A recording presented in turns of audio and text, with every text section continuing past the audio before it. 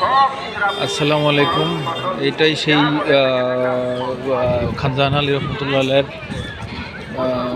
দিঘি। এখানে মানুষেরা মানত করে এবং এখানে গোসল করে। এখানে অনেক হিন্দু মানুষ, বিভিন্ন ধর্মের লোকজন আসে, যেখানে রান্না বান্না করা হয়। এখানে সৌন্দর্য বৃদ্ধি করা হয়েছে অনেক। আর এটা এই পাশে হচ্ছে মাজারটা। আর এখানে অনেক লোকজন সমাগম, শুক্রবার তো, তাই অনেক লোকজন বেশি হয়েছে এখানে। এখানে সবাই মানত করার জন্য এখানে আসছে।